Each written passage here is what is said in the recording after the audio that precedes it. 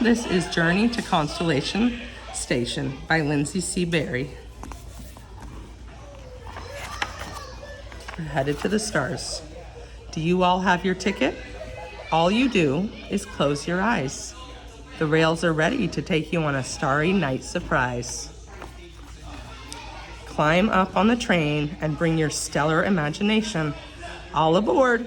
It's time to depart for Constellation Station. Constellation Station is in our galaxy, the Milky Way. While the journey there is lightning fast, all you'll feel is a gentle sway of train cars with windows wide, open to the starry night. Look out and see man-made space art, a twirling satellite.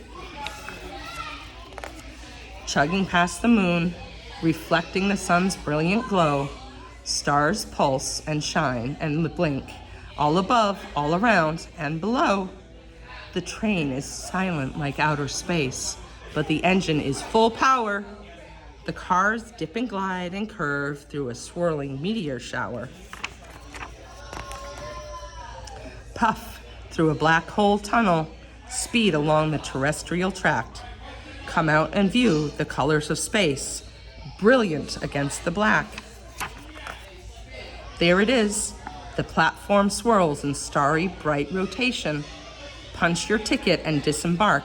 You've reached Constellation Station. Not many have come here before you. It's a special part of space. And if you look for it on a map, it will vanish without a trace.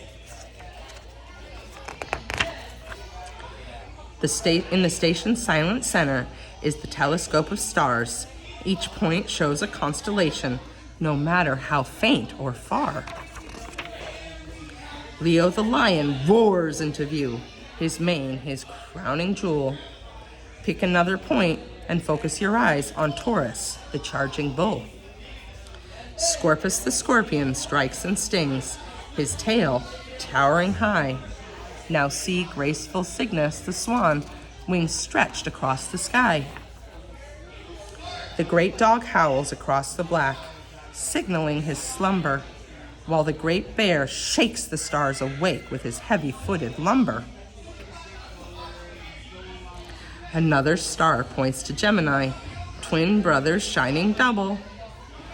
Pisces the fish sows a night swimming pair, each breath a glowing bubble. The winged horse Pegasus sparkles mid-air, rearing up for flight. Orion the hunter poses with sword, shield raised and ready to fight. Libra the scales keep sky in balance, weighing celestial laws. Cancer the crab sidesteps the stars, grasping with his claws. Now it's time to journey home. The cars are gliding past. Board the train for a last view of the galaxy so vast.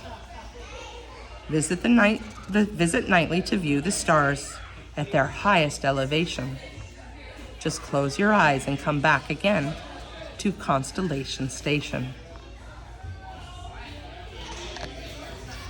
Why read Journey to Constellation Station? Thank you for reading Journey to Constellation Station, which I hope was an exciting foray into outer space for you and your children.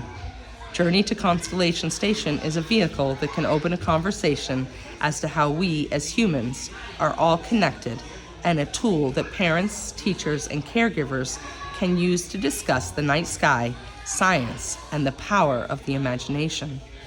We all live under the same sky, and though we have different backgrounds and beliefs, the beautiful tapestry of stars above us has always told a story in our collective folklores and traditions. Rocket launches, solar eclipses, and other major events in space bring the world together. Throughout history, famous figures and ordinary people alike have all looked up towards the stars, naming them and crafting stories around them. And we still use those names to tell these stories today. For children and adults alike, this mutual fascination has persisted throughout human history. Who hasn't looked up at the night sky and been awed? And while our world changes almost daily, Many of the stars you can show your children have burned brightly and unchanged for countless eons. We are still searching the sky, dreaming and exploring. It's ingrained in us as humans, and this fascination starts at a young age. We learn about the galaxy and solar system, great moments in space history, the names of the planets, and the names of the people who have brought us to those places. Reading Journey to Constellation Station with a child will help open up the amazing world of the night sky and outer space. Help us teach our children about the history of the stars and encourage an understanding that the night sky is something everyone in the world shares. Journey to Constellation Station also addresses sleep issues and can be used to help your child get restful sleep and explore their imaginations.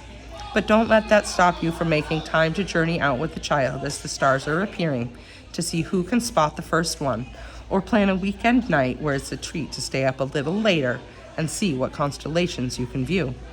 Journey to Constellation Station touches on constellations, of course, but also various other space-related terms like galaxies, the Milky Way, black holes, and more. Kids will be excited to take a closer look at the night sky and discover what constellations they can see. I have included a glossary of some common terms related to our night sky and that are mentioned in this book. You can find it on the next few pages. The STEM connection. Journey to Constellation Station is creative and artistic, but also emphasizes science, technology, engineering, and math. It is a great resource when teaching units on space. On my webpage, lberrybooks.com, I have developed a few STEM activities that go along with the book and are free to access. I am always eager to see your own artwork and projects related to the book, and I have also created a gallery of reader-submitted projects that may provide additional ideas for teaching your children about the night sky. Please feel free to submit your own projects via the contact form on my website, and you can find me on Instagram and Twitter at lberrybooks. Many of the constellations figured in Journey to Constellation Station are also in the zodiac. In astronomy, the zodiac is closely tied to how the Earth moves through the sky. In astrology, the zodiac is made of 12 signs that reflect the position of the sun when you were born. Some people believe that this has a strong influence on your personality, character, and emotions. The ancient Greeks first determined the 12 star signs, and much of Greek mythology is related to the stars and constellations. Help your children spot these constellations in the night sky so they, too, can find Leo the lion, Scorpius the scorpion, Pegasus, and others. For a guide to the stars and stargazing, check out the free online planetarium at inthesky.org. 3 additional activities to try with your kids. Pretend you are in outer space. What do you think it's like there? Hot or cold? Loud or quiet? Camp outside. This can be as easy as a blanket, flashlight, and Journey to Constellation Station. What sounds do you hear at night outside? What do you think people in different countries or states hear and see? Lay on a blanket and let your eyes adjust to the darkness. What do you see above you? Stars? Anything else? What's the brightest item you can see in the sky? Space facts to share with your kids. Space is completely silent. It would be a good place to get some reading done. There are 200 to 400 billion stars in our galaxy alone. That's a lot of wishes. 1.3 million Earths could fit inside the sun. The first astronauts to walk on the moon were Neil Armstrong and Buzz Aldrin, in that order. They made the first moonwalk on July 20th, 1969. Since then, 10 additional astronauts have walked on the moon, 12 in total. The rise and fall of the tides on Earth is caused by the moon. Train facts to share with your kids. There are 3 types of trains: electric, diesel, and steam. The first steam train was built in 1804. Ask your children to figure out how long ago that was. Can they imagine what the world was like for the people seeing the steam engine for the first time? The world's fastest train is the Shanghai Maglev in China. This train travels about 19 miles from an airport and takes about 77 minutes for its journey, traveling at top speeds of 265 miles per hour. The world's longest passenger train is the Ghan in Australia. This train pulls an average of 26 carriages and covers a distance of 1,851 miles in about 54 hours. Journey to Constellation Station Glossary. Learning isn't over after the last page is read. The glossary below defines some of the bigger words used throughout the book. Parents and caregivers, go back through with your kids and ask them if they know what these words mean. If not, read them the definitions and discuss. A black hole. A black hole is a place in space where gravity is so strong, even light cannot get out. We can't actually see black holes. They are invisible. Space telescopes with special tools can help us find them. Celestial. Celestial means something that has to do with the sky or outer space. Constellation. A constellation is a group of stars that forms a recognizable pattern. Our ancestors named these patterns after animals or figures from their myths and legends. There are currently 88 named constellations. The first great astronomer was Ptolemy, who identified 48 constellations. It wasn't until more than 1,500 years later when sailors named the remaining 40. Galaxy. A galaxy is a large group of stars. We don't know how many galaxies are out there. It could be billions or even trillions. Meteor showers. A meteor is a space rock that enters Earth's atmosphere. As the space rock falls towards Earth, it gets really hot and glows, causing us to see a shooting star. When Earth encounters many meteors at once, we call it a meteor shower. Meteor showers are named after the constellation where the meteors appear to be coming from. For example, the Orionids meteor shower, which occurs in October each year, appears to be originating during the constellation Orion, the Hunter. Satellite. A satellite is an object in space that circles around a bigger object. There are two kinds of satellites: natural, like the moon, or artificial, like the International Space Station. In Journey to Constellation Stations, I call satellites man-made space art. Artificial satellites are launched into space to do a specific job. Weather stations might launch a satellite to help predict the weather. Your favorite shows are beamed to outer space and back. Stellar. The first definition of stellar is that it describes anything that relates to the stars, but there is a second meaning. In Journey to Constellation Station, I encourage you to use your stellar imagination. In that case, stellar can mean outstanding or of high quality. If you get an A+ on a test, that is a stellar grade. Terrestrial. Terrestrial means something that has to do with the Earth. In Journey to Constellation Station, I say, speed along the terrestrial track. The track is starting from Earth and reaching out into outer space. If something is extraterrestrial, it is outside the Earth. The Milky Way. Earth is located in the spiral-shaped galaxy called the Milky Way. It is called the Milky Way because of its milky appearance from Earth, which is caused by faraway stars. Names and fun facts. Cancer. The constellation Cancer is located in the northern sky. Its name means the crab in Latin. Cancer is the hardest to see of the 12 zodiac constellations. For parents, there are two versions in Greek mythology associated with Cancer as a crab. One is that Hera sends a crab to distract Hercules while the hero is fighting Hydra, a serpent-like beast with many heads and poisonous breath.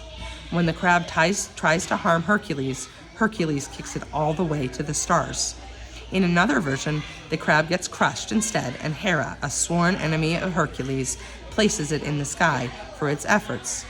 However, because the crab was not successful in hurting Hercules, Hera places the crab in the region of the sky that has no bright stars. Castor and Pollux. Castor and Pollux were twin brothers in Greek and Roman mythology. Castor was mortal, and Pollux was immortal. Pollux asked Zeus to let him share his own immortality with his twin to keep them together, and they were transformed into the constellation Gemini. Cygnus is Latin for swan and is associated with the Greek myth of Zeus and Leda. Cygnus was first cataloged by the Greek astronomer Ptolemy Cygnus is a northern constellation lying on the plane of the Milky Way and is the 16th largest constellation in the night sky. Gemini is Latin for twins, and it is associated with the twins Castor and Pollux in Greek mythology. In Egyptian astrology, the constellation was identified with twin goats, while Arabian astrology said it was twin peacocks. For parents, Gemini was also the namesake of the Gemini program, a NASA space mission in the 1960s that launched pairs of astronauts into space in the Gemini aircraft. This constellation also inspired the names of the Gemini Observatory, twin 8.1-meter optical infrared telescopes in Hawaii and Chile. Leo. The constellation Leo is named for a mythical lion who was hunted by the legendary Greek hero Hercules. Leo is the Latin word for lion. Libra. This constellation's name means the weighing scales in Latin, and it is usually depicted as scales held by the Greek goddess of justice, Astrea. For parents, Libra was once considered a part of the Scorpius constellation. As a reminder of this, the brightest star in Libra, Beta Librae, has the name Zubin Shmashali, which means the northern claw in Arabic, while Alpha Librae, Zubenal Janubi, is the southern claw. Libra is the only zodiac constellation that represents an object, not an animal or character from mythology. Orion is one of the most recognizable constellations in the night sky. It is named after Orion, a hunter in Greek mythology. For parents, one of the stars that makes up Orion is Betelgeuse, which is a red giant and one of the largest stars known. It is also the only star in the sky large enough and close enough to have been imagined as a disk in the Hubble Space Telescope. You might be able to see the difference in color between Betelgeuse and all the other stars in Orion. The star makes up Orion's right shoulder. Pegasus is named after a winged horse in Greek mythology that was sent by Zeus to fetch thunder and lightning from Mount Olympus. Pisces means the fish in Latin. It's really hard to see in the sky with the naked eye. Pisces is represented as two fish attached by a cord. For parents, Pisces is notable for containing the point at which the sun crosses the celestial equator into the northern hemisphere around March 20th of each year. This point is called the vernal equinox. In the southern hemisphere, the equinox occurs on September 22nd or 23rd, when the sun moves south across the celestial equator. Scorpius is Latin for scorpion. However, Scorpius is not a scorpion to everyone. Other cultures see a brooded swan, a leaning coconut tree, and the demigod Maui's fishhook. In Chinese mythology, the constellation was part of the azure dragon. Taurus. Taurus is Latin for the bull. This constellation gets its name from an easy-to-see V-shape, symbolizing a bull's head in the sky. In Greek mythology, Zeus transformed himself into a white bull with golden horns, named Taurus.